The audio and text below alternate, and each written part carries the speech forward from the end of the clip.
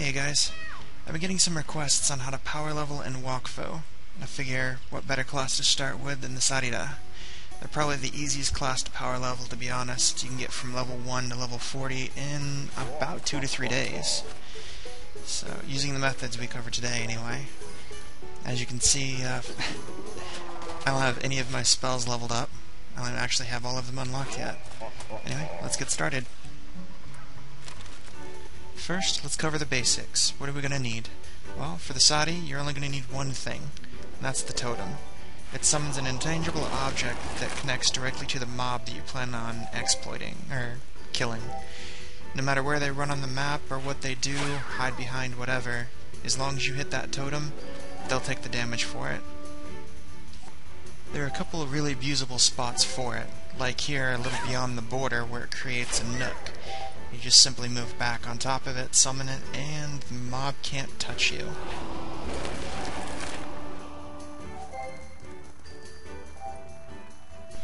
As you can see, he just passes his turns as you wail away at the totem. The majority of creatures in this game actually don't have line of sight abilities. They can't see past the totem, and they won't attack the totem because it's attacking themselves. So the AI isn't incredibly smart, and using the totem you can totally abuse that. Another good spot is the border itself. Even if you don't have a nook to get into, or let's say it's not easily accessible, as long as you don't have an open space beside you, they won't come after you. As you can see, there are 5 creatures on this map. These are bow meows, and they will aimlessly just waste their turns, either running around the map or sitting in a corner.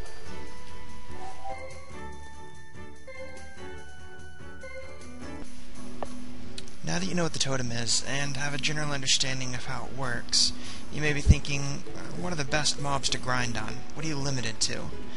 Well, you're not really limited per se, but each mob has its own mentality. You have to approach them in a specific way.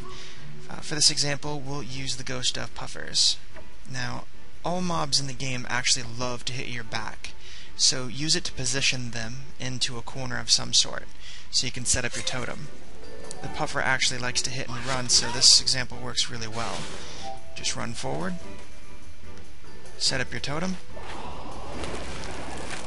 then you're all set. Keep in mind the puffer shoots when he takes damage, so don't stand in front of him. He might actually hit past the totem and hit you. So just stand to the side, smack the totem, and he'll hit the totem because he took damage. See, you're only dealing 4 damage, but he's shooting the totem, so he's taking an additional 12. This mob is level 25, by the way. I think I'm level 5. I'm not actually using any spells either, just my fists.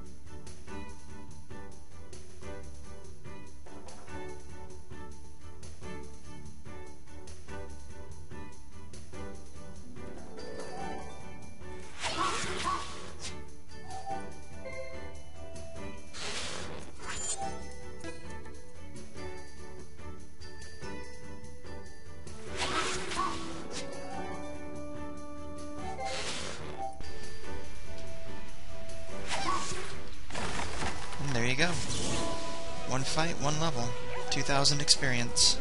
Now since I didn't use any spells, I didn't get any spell experience, but we'll cover that in the next one.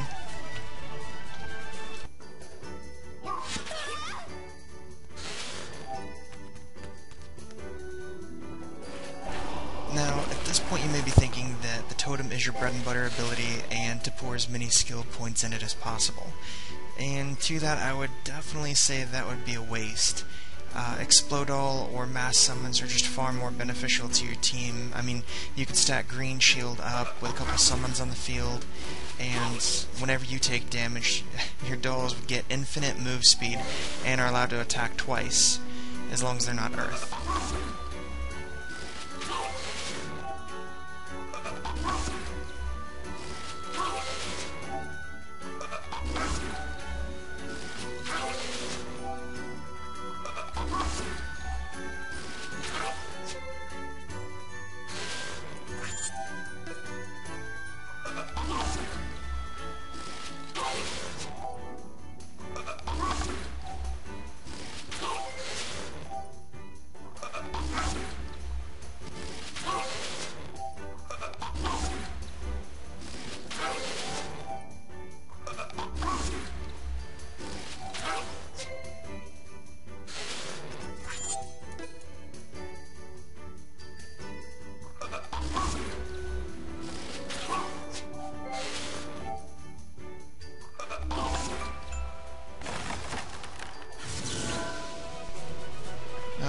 level up again.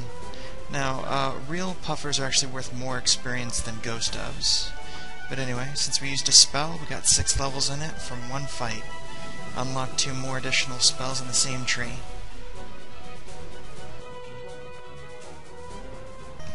Something of interest is that Ankama actually incorporated a system to try and stop low-level abuse of higher mobs. A good example of this is the War Chief here. As you can see, I got myself into a corner because he's not exactly one to run when he hits you. He's going to stick to you. So it's much easier to put yourself in a corner. Now you may think, oh, well this fight's mine, he can't reach me. But since the War Chief's faster than you, he gets his perks first, leaving you with, that's right, negative 40 HP.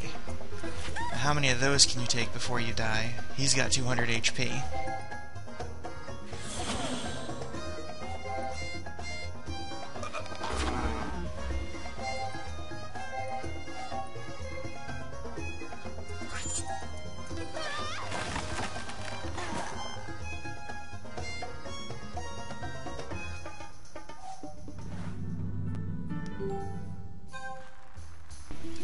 Okay, so once you've leveled up a little bit and want to try on something a little bit more challenging, I recommend the Kralov on Maya Island. To get there, you're going to want to take this boat.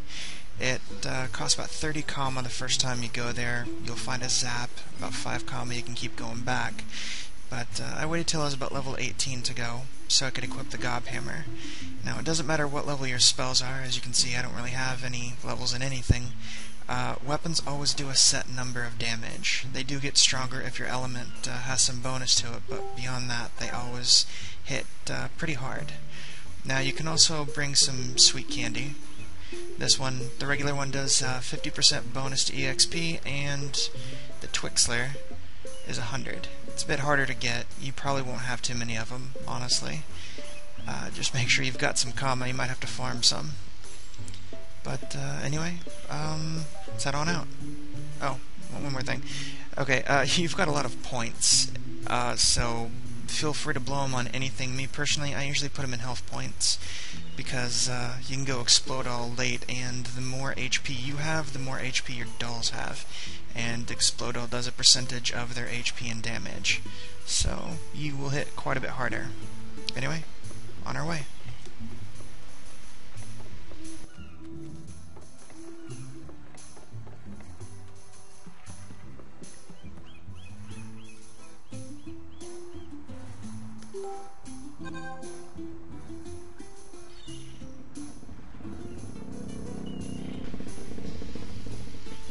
Okay, and these are the Kralov.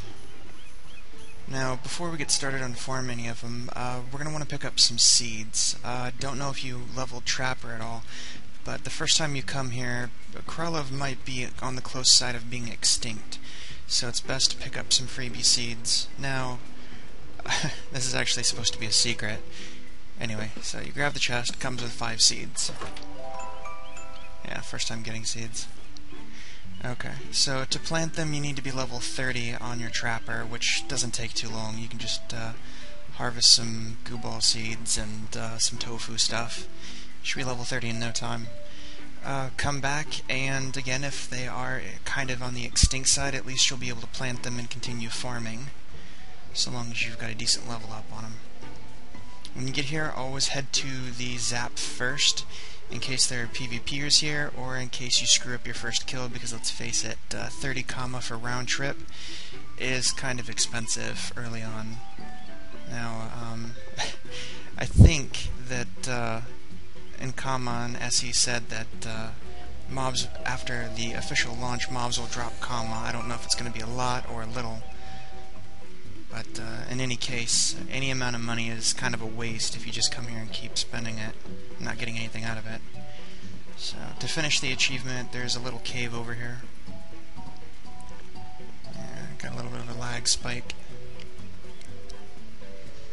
So, walk inside, click the achievement. Bloop. Yeah, it's just a title. Doesn't do anything. To my knowledge, it doesn't do anything. There's a lot in the game that is either pointless or just bragging rights, but let's face it, everybody knows this secret. So, on to our first kill. Now, you can elect to use one of those candies.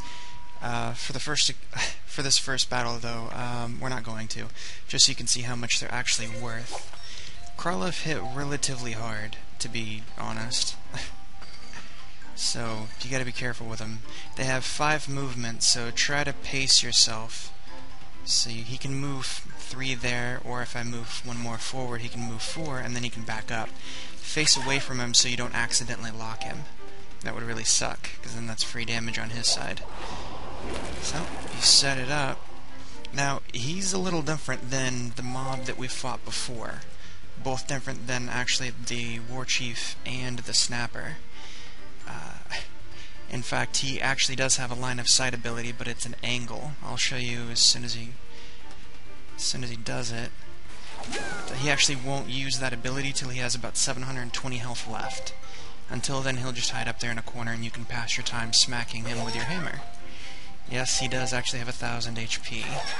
This will take a little bit. Not very long, actually. If you just shortcut key F for your weapon, just do that and then end your turn. Just repeat it. Once he hits 720, he'll close in, try to hit you with his ability, which is actually what will kill him in this case.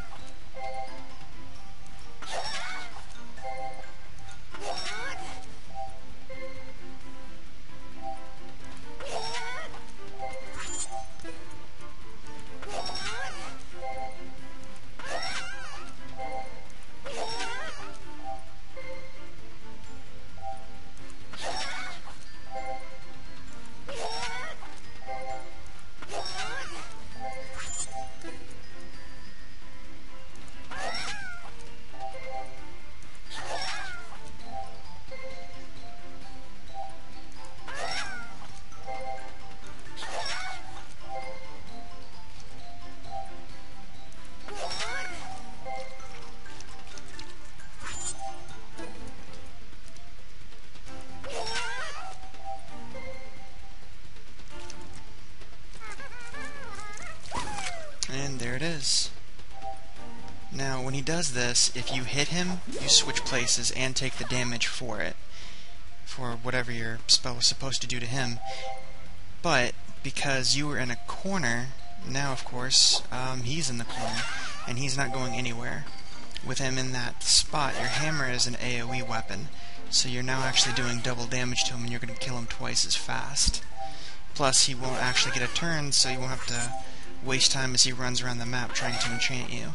He'll just sit there and die calmly.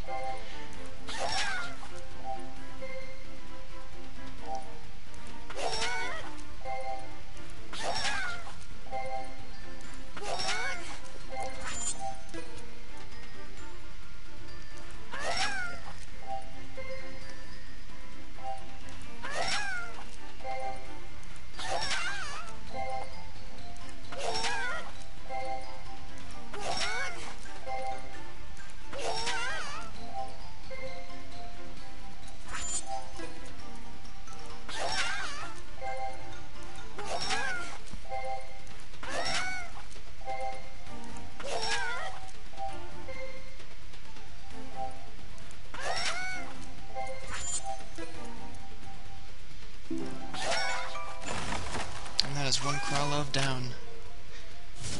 What kind of experience are we looking at? 7,000-ish. Uh-oh, wait a minute. 3,000, 20 levels in one fight. You just leveled one spell, 20 levels. 1 out of 5, and you unlock the other 4. So in 5 fights, you'll have an entire tree at level 20 from fighting Krolovs. This is... Congratulations, but this is actually kind of why Wakfu is a little on the broken side. You only get that kind of spell experience from high-level mobs, unfortunately.